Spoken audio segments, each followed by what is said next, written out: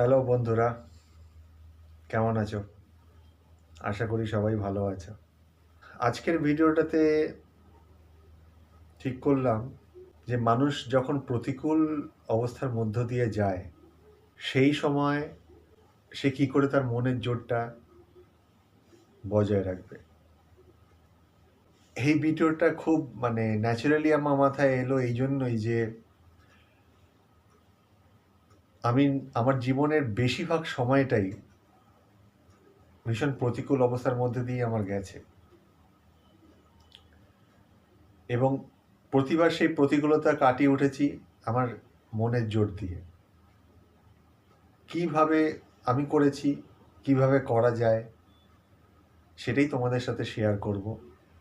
যদি তোমরা কখনো কোনো প্রতিকূল অবস্থার মধ্যে দিয়ে গেছো বা যাচ্ছ, তোমরা হয়তো সেটার সাথে রিলেট করতে পারবে। হয়তো আমার ভিডিও দেখে তোমরা কিছুটা মনের জোর পেতে পারো। বেসিক্যালি আমি ছোটবেলা থেকেই টিল ডেট জানি না ভগবান আমার জন্য এরকমই একটা জীবন কেন ভেবে রাখলো। সব কিছু কোনো কিছুই আমার জীবনে খুব স্মুথ হয় না। মানে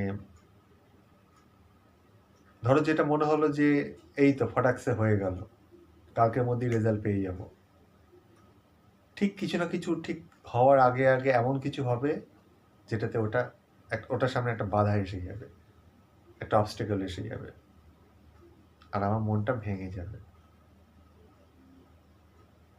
এরকম জীবনে প্রচুর হয়েছে যে বড় বড় কিছু প্রাপ্তি থেকে হওয়ার ঠিক মুহূর্তের সময় এমন কিছু একটা ঘটলো যেটাতে আমার কোনো হাতও নেই, যেটাতে আমার সেই প্রাপ্তিটা আর হলো না, সে পাওয়াটা আর হলো না, অধরেই থেকে গেল। এবং তারপর ওয়েট করতে করতে করতে করতে জাস্ট জীবনে অনেকটা সময় এভাবেই ব্যয় হয়ে গেল। আমি শুধু ভেবেই গেলাম যে কখনো হয়তো আমার জীবনে ভালো সময় আসবে, আর আসলোই না। শুধুই প্রতিকূলতা প্রতিকূলতা প্রতিকূলতা। এমত অবস্থায় কি করে মনের জোরটা রাখলাম, এটা সম্পূর্ণই ব্যক্তিগত মনের একটা ব্যায়াম। আমরা যেমন শরীরে ব্যায়াম করি রোজ দিন ঘুম থেকে উঠে বা বিকালবেলায়, যাতে আমাদের শরীরটা ফিট থাকে, তন্দুরস্ত থাকে, মনেরও কিন্তু ব্যায়াম দরকার হয়। বিশেষ করে যখন তোমার মনটা খুব ভালো নেই বা ভালো সময়ের মধ্যে দিয়ে তুমি যাচ্ছ না। যতবার আমি প্রতিকূলতার মধ্যে এসছি, ততবার মনের জোর আমি নিজেই নিজেকে দিয়েছি। কোনো বাধাই আমাকে আটকাতে পারেনি।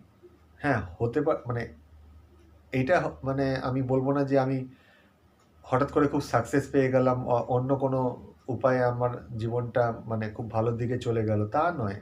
একই রকম থমকে আছে কিন্তু জীবনটা।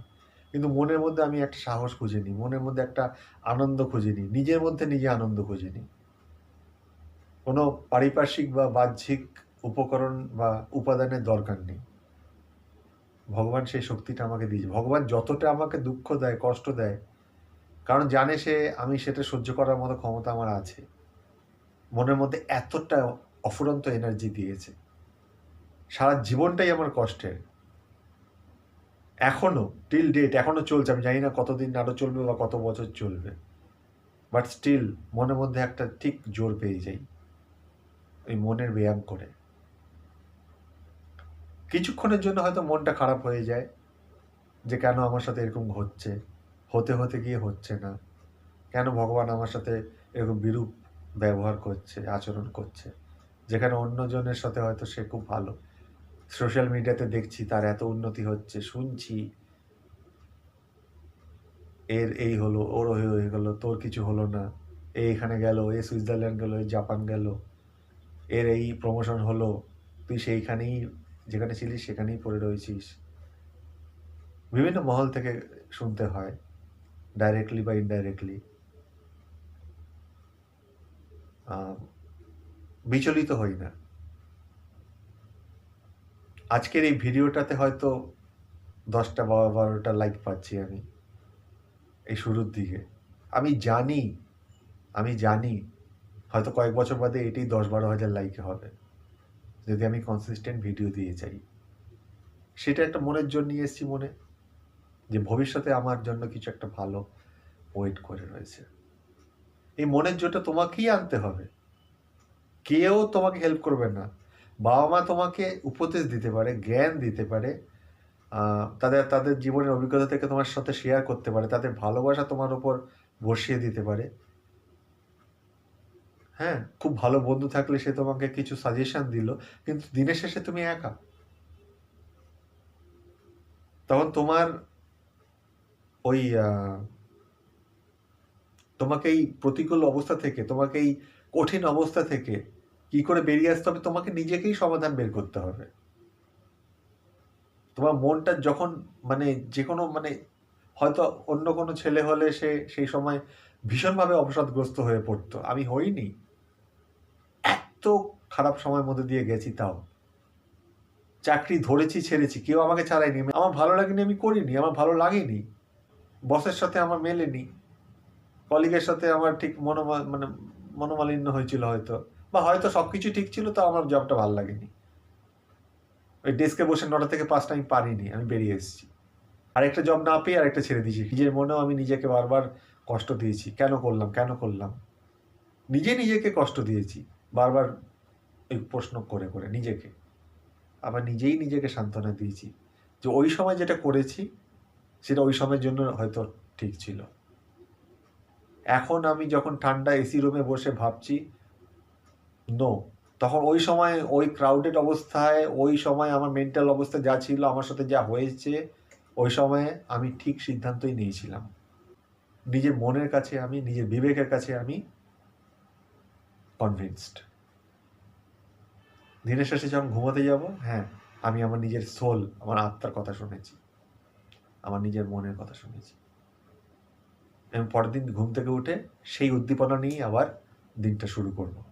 আমি জানি হয়তো আমার জন্য কিছু ওয়েট করে নেই, তেমন কিছু ভালো কিছু, নিজের মনেই আমি নিজে ভালো কিছু ভাববো। দিনটা হয়তো সুন্দর একটা রৌদ্রোজ্জ্বল দিন, সেটা দেখে মনে একটা আমার ভেতরের মেঘলা আকাশটাকে সরিয়ে দিয়ে রোদটাকে আনলাম, এমনভাবে ভাববো। না ভাবার তো কিছু নেই, আমার মনটাকে তো আমাকেই ভালো রাখতে হবে, কেউ এর দায়িত্ব নেবে না। আমি তো কারোর দায়িত্ব নিচ্ছি না তার মন ভালো আছে কিনা, তার জীবনও হয়তো কষ্ট আছে, হতেই পারে। নিজের মনের অন্দরমহলের ভাবনা চিন্তা, নিজের মনে কি চলছে সব তুমি নিজেই জানো, এবং সেই মতো তোমাকে নিজেকেই ঠিক করতে হবে যে কি করে নিজের মনটাকে ঠিক রাখবে, ভালো রাখবে।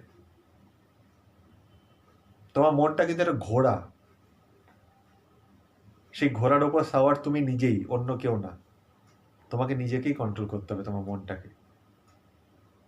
তোমার আত্মার কথাটা শুনতে হবে। তোমার আত্মার কথা যদি তুমি শুনে চলো, এই সমাজ নিকুচি করেছে, যদিও সমাজের তুমি একজন জীব, সমাজবদ্ধ জীব, সমাজে বেঁচে থাকতে হবে সবাইকে নিয়ে, মানছি, কিন্তু তোমার আত্মাকে যদি তুমি সন্তুষ্ট করতে না পারো, তার যদি কথা না শোনো, তাকে ইগনোর করে চলো, পদে পদে কষ্ট পাবে।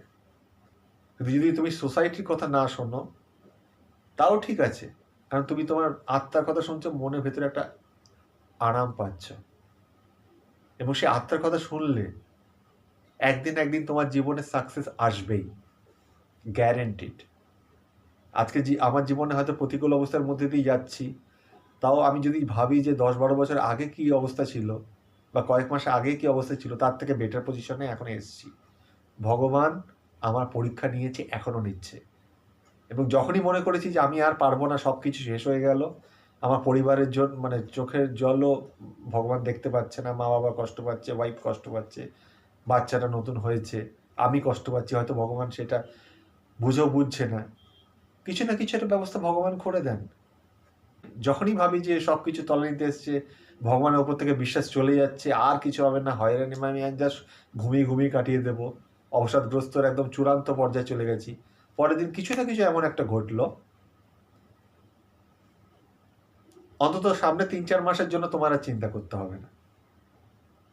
সেটা ফাইন্যান্সিয়ালি হতে পারে, ইমোশনাল ওয়াইজ হতে পারে, প্রপার্টি ওয়াইজ হতে পারে, যে কোনো ব্যাপারে হতে পারে।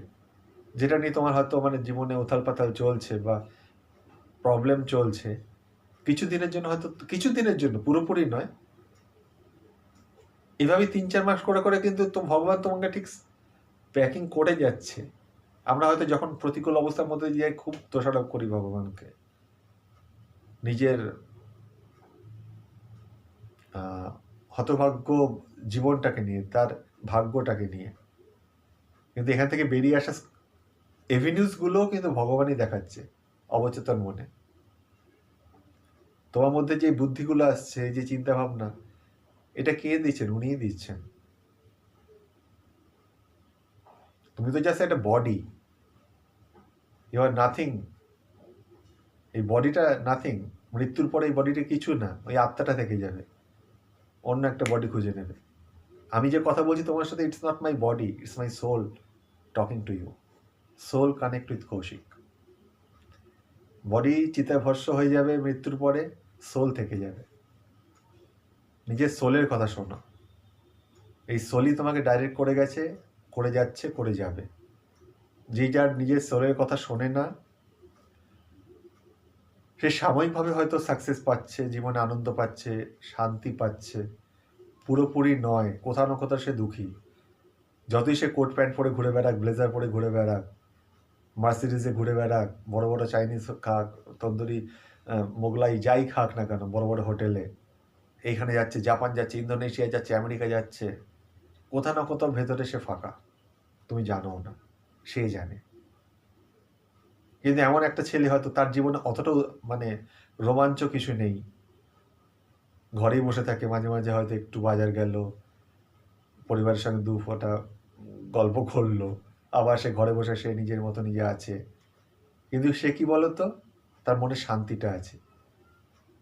সে টুকটাক করে কিছু না কিছু একটা ব্যবস্থা করে ফেলছে রোজগারের।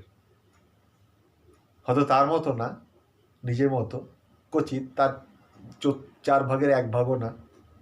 কিন্তু তার জন্য ঠিক আছে, তার পরিবার সেটাতে খুশি আছে। তো নিকুচি করেছে বাইরে কে কি ভাবছে। তারা তো আমার জীবনে ভালো সময়ও আসেনি, খারাপ সময়ও আসবে না। তো তারা কি ভাবছে আমার কি এসে যায়? তোমার মনের হদিস তুমি জানো। তোমার এই প্রতিকূল অবস্থা তুমি নিজে তৈরি করনি, ওটা ভাগ্যের দোষে এসছে। হ্যাঁ, কিছুটা তোমার ভুল, যেটা আমি করেছি আমার ভুল, কিছুটা ভাগ্যের, এবং সেটা ভগবানই তৈরি করেছে। আজকে যে ছেলেটা, যে মেয়েটা এত সাকসেস পেয়েছে, এত জীবনে তার মানে ঐশ্বর্য প্রাপ্তি, সব কিছু, সম্ভ্রম, প্রতিপত্তি, পাওয়ার, মানি, ফেম, ভগবান তার জন্য সেটা লিখে রেখেছেন। আর তোমার যে জীবন এত কষ্টের মধ্যে দিয়ে যাচ্ছে, এত ডোলড্রামের মধ্যে দিয়ে যাচ্ছে, এত কষ্ট, তোমার জন্য তোমার ফ্যামিলি কষ্ট পাচ্ছে, তোমার চোখ থেকে যে জন্য জল বেরোচ্ছে, ভগবান জানে। কিন্তু এটা তোমার জন্য লেখা ছিল।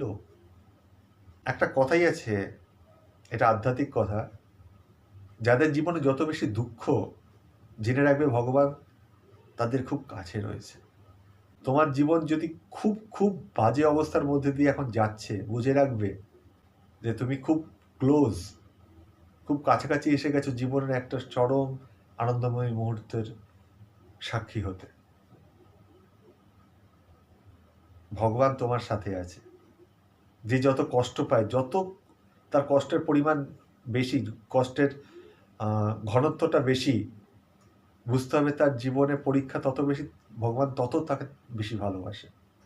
আর আমার মনের অদম্য শক্তি, কেউ হারাতে পারবে না আমাকে, কাউর শক্তি নেই। যেখানে ভগবান তোমার সাথে আছে, মা বাবার আশীর্বাদ তোমার সাথে আছে, বউয়ের ভালোবাসা রয়েছে, আমার একটা চুটকি এসছে, তাকে আমি ভগবান মনে করি, কি আটকাবে? দিদার আশীর্বাদ আছে। নিজের মনের শক্তিটাকে, নিজের মনের ভেতর যে আগুনটা জ্বলছে, ওটাকে নিভতে দিও না। যতই পরিবেশ, পরিস্থিতি এমন হোক যে ওটাকে নিভে যেতে বলছে, উদ্দীপনা দিচ্ছে, যেন একটা ডেভিল কাজ করছে, যে ওটাকে নিভিয়ে দিতে হবে, জল দিচ্ছে বারবার, তত তুমি ওটাতে আরো বারুদ দাও। বারুদ মানে মনের শক্তিটা ওর মধ্যে ঢালো, বারুদটাকে জ্বালিয়ে রাখো, নিভতে দেবে না। আমি আমার জীবনের অভিজ্ঞতা থেকে বলতে পারি, যতবার প্রতিকূলতা এসছে মনে হয়েছে জীবন এখানেই শেষ, আর এগোতে পারবো না। প্রতিবারই কিছু না কিছু একটা সলিউশন এসে গেছে। মনে আনন্দ পেয়েছি কিনা জানি না, কিন্তু আমার এবং আমার পরিবারের চলে গেছে।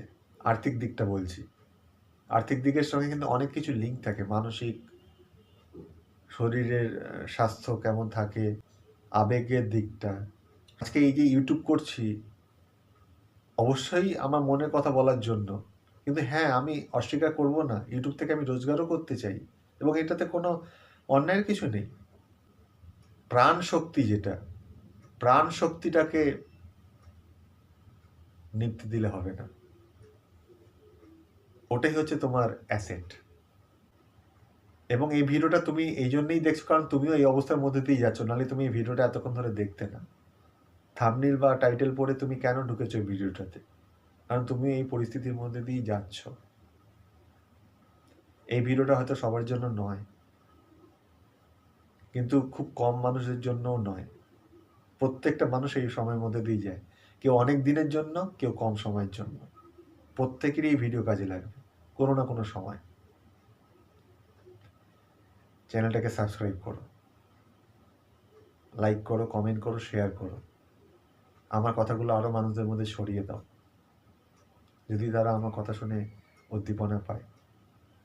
ভালো থেকো, আবার দেখা হবে। টাটা।